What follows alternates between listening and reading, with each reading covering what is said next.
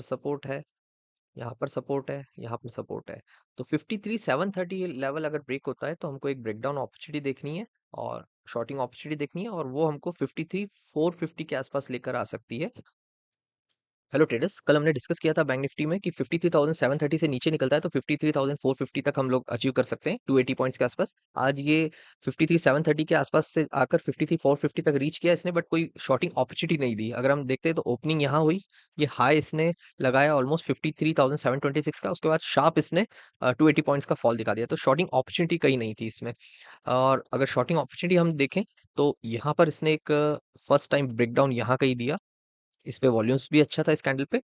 But अगर हम लोग यहाँ पर शॉर्ट करते हैं तो इसमें स्टॉप लॉस आपका बहुत बड़ा होना की जरूरत है, नहीं तो अगर छोटा स्टॉप लॉस लिया फॉर एग्जांपल 150 पॉइंट्स के आसपास का, तो ये तो फिर हिट कर दिया यहाँ पर। ये एक स्टॉप लॉस हंटिंग कैंडल है जिसमें ऊपर विक होता है। तो सेलर्स क्या करते हैं, यहाँ पर सेलिंग अपॉर्चुनिटी दिखाई और उसके बाद मेक श्योर किया कि कोई सेलर्स उनके साथ ना हो, रिटेल सेलर्स जो हम लोग सेलिंग करते हैं, तो उनके एसएल पहले यहाँ हिट किए और फिर तुरंत डिप कर दिया नीचे की तरफ। और अगर स्टॉप लॉस हम बड़ा रखते तो आई थिंक सर्वाइव कर सकते थे यहाँ पर ऑलमोस्ट 180 पॉइंट्स के आसपास। अब कल बैंक निफ्टी क्या कर सकता है वो देख लेते हैं। सो डेली कैंडल पे हमने ये फिवो कल लगा के देखा था बॉटम से टॉप तक का, और देखा था कि 23% के आसपास बैंक निफ्टी आ सकता है, और ये उससे भी नीचे निकल के 38% के आसपास ही आ चुका है। अब इसको और नीचे जाना है तो ये डायरेक्ट इसका आज का लो अगर ब्रेक करता है तो नीचे जाने के चांसेस हो सकते हैं, बट ज्यादा अगर सेलर्स मिल गए मार्केट को तो वो मेक श्योर करेगा पहले बाइंग अपॉर्चुनिटी दिखा के ऊपर की साइड जाने का, और उसके बाद फॉल कर सकता है। तो हम लोग पहले बाइंग अपॉर्चुनिटी देख लेते हैं हमको कैसे मिल सकती है। इसको अगर हम लोग 1 मिनट पर देखते हैं, ओके, तो पहले तो हमको ये मेक श्योर करना है, इसको 15 मिनट्स पर ही देखते हैं, सॉरी 1 मिनट पर नहीं। यहाँ पर कोई सिग्निफिकेंट बाइंग की अपॉर्चुनिटी नहीं दिख रही है जिससे कि हम देख सके कि ये डबल बॉटम पैटर्न बन चुका है, ऐसा नहीं। यहाँ पर कैंडल थोड़ा सा लाइक विक के साथ ज्यादा है। तो हम लोग 5 मिनट्स पर इसको देखकर ट्राई करते हैं कि पहले ये कहाँ कौन से लेवल्स को ये निकाले, तब हमें कॉन्फिडेंस आए कि हाँ हम बाइंग कर सकते हैं। पहले तो इसने यहाँ से रिजेक्शन लिया है, नीचे आया, यहाँ रिजेक्शन लिया है, नीचे आया, फिर अब नीचे की साइड ट्रेवल कर रहा है। यहाँ पर इसने सेलर्स को तो ऑलरेडी इनवाइट कर लिया है ये ब्रेकडाउन दिखा के। बहुत सारे लोग यहाँ पर पुट बाइंग करके गए होंगे और बहुत सारे कॉल भी बाय करके गए होंगे। यहाँ सपोर्ट की तरह एक्ट हो रहा है, 38% का फिबो लेवल हमने अभी देखा। तो यहाँ पर काफी सारे कॉल बायर्स भी होंगे और पुट बायर्स भी होंगे ब्रेकडाउन को देखकर। हमें एक्शन कब लेना है, हमें एक्शन जब लेना है कि जब ये वाले लेवल्स, ये जो रिजेक्शंस हैं, इसको मार्केट सक्सेसफुली अपसाइड की तरह ये ब्रेक कर दे, ऊपर आए, यहाँ सस्टेन हो, कभी भी नहीं। उसके बाद जब ये ऊपर जाता है तब हम लोग एक बाइंग अपॉर्चुनिटी देख सकते हैं, और वो लेवल मैं मार्क कर देता हूँ। हमको पहुंचना यहाँ तक है, इस लेवल तक, इससे ज्यादा ऊपर जाना नहीं है। तो इस लेवल को पहुंचने के लिए हमको ये वाले लेवल्स क्रॉस करने हैं और यहाँ तक पहुंचना है। मैं लेवल्स मार्क कर देता हूँ।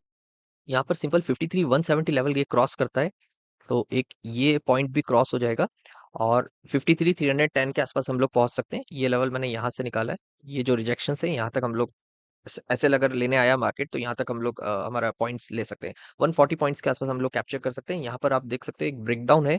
ये ब्रेकडाउन के बाद जो एसएल बने हुए हैं यहाँ पर, वो अभी तक हिट नहीं हुए हैं। तो ये ब्रेकडाउन जो है इसके एसएल यहाँ पर रखे हुए हैं, तो यहाँ पर मार्केट सेलर्स के एसएल लेने आ सकता है। तो हम लोग 140 पॉइंट्स के आसपास बाइंग की तरफ कैप्चर कर सकते हैं। अब शॉर्टिंग के लिए देखते हैं, तो मैं मार्क करता हूँ लेवल्स। शॉर्टिंग के लिए तो अब ये बहुत सपोर्ट के आसपास आया हुआ है। अब शॉर्टिंग हमको यही देखनी है कि ये जो लेवल्स है, ये जब ब्रेक होंगे तो फिर हम लोग इन लेवल्स पे पहुंच सकते हैं 52,700 650 के आसपास। और लेवल ब्रेक होना जरूरी है, 52,850 के आसपास का लेवल ब्रेक होता है तो फिर हम लोग शॉर्टिंग देख सकते हैं और नीचे आ सकते हैं। मे बी ये डायरेक्ट फॉल करके नीचे आ जाए, बट वो लाइक भागती हुई ट्रेन होती है, उसमें अगर आप चढ़ते हैं तो फिर वो इशू वाली बात होती है। तो शॉर्टिंग के लेवल्स मार्क कर देता हूँ। शॉर्टिंग के लिए 220 पॉइंट्स के आसपास ही मुझे लगता है कैप्चर करने के लिए देगा। 52,870 ये ब्रेक करता है तो एक ब्रेकडाउन अपॉर्चुनिटी देखनी है, और 52,650 के आसपास हम पहुंच सकते हैं, 220 पॉइंट्स कैप्चर कर सकते हैं। और इस केस में स्टॉप लॉस जो है वो आई थिंक 220 पॉइंट्स है, तो 140 पॉइंट्स से ज्यादा का, 140 या 150 पॉइंट्स के आसपास का होना चाहिए। अभी निफ्टी देख लेते हैं। सो निफ्टी भी ऑलमोस्ट सपोर्ट के आसपास ही आया हुआ है। ये रिजेक्शंस लेवल थे, थोड़ा सा जूम कर देता हूँ मैं। यहाँ पर इसने सपोर्ट लिया हुआ है, यहाँ सपोर्ट लिया हुआ है, उसके बाद यहाँ पर भी आसपास है सपोर्ट इसके। और अभी हम लोग देखते हैं तो 15 मिनट्स पर ये अगेन सपोर्ट के आसपास आया हुआ है, और यहाँ से कोशिश कर रहा है ऊपर जाने की। अगर यहाँ से नीचे गिरता है तो फिर फॉल हो आ सकता है। बाइंग हम लोग अगर इसमें देखेंगे तो आई थिंक ये लेवल क्रॉस होता है, ये कुछ लेवल, तो ही हम बाइंग की अपॉर्चुनिटी देख सकते हैं। मैं लेवल्स मार्क करता हूँ।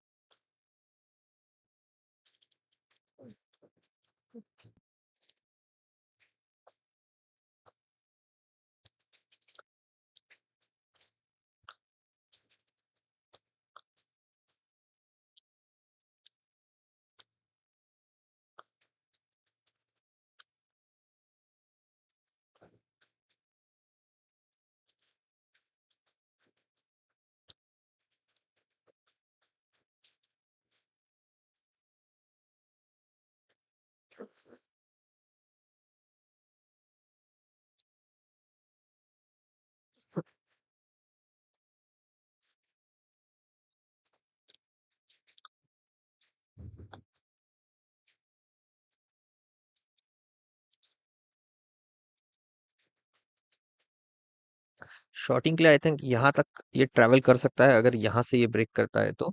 अभी इसने यहाँ सपोर्ट लेना स्टार्ट किया है। ओके, सो 25,790 से नीचे निकलता है तो यहाँ पर भी 80 पॉइंट्स कैप्चर करने के लिए मिल सकते हैं। लेवल्स में मार्क कर देता हूँ। सो 25,790 के नीचे निकलता है तो 25,710 के आसपास हम लोग कैप्चर कर सकते हैं 80 पॉइंट्स, और उस केस में स्टॉप लॉस 50 to 60 पॉइंट्स के आसपास का रख सकते हैं। ये थोड़ा सा रिस्की ट्रेड है, बिकॉज मे बी अगर मार्केट को नीचे आना है तो पहले वो बायर्स को अट्रैक्ट करेगा, थोड़ा ऊपर नीचे जाएगा, बाइंग अपॉर्चुनिटीज दिखाएगा और फिर फॉल कर सकता है। तो 25,790 पर एक ब्रेकडाउन अपॉर्चुनिटी देखनी है हमको। थोड़ा सा रिस्की ट्रेड है ये, और 25,710 के आसपास 80 पॉइंट्स कैप्चर हम लोग कर सकते हैं। Okay, thanks for watching.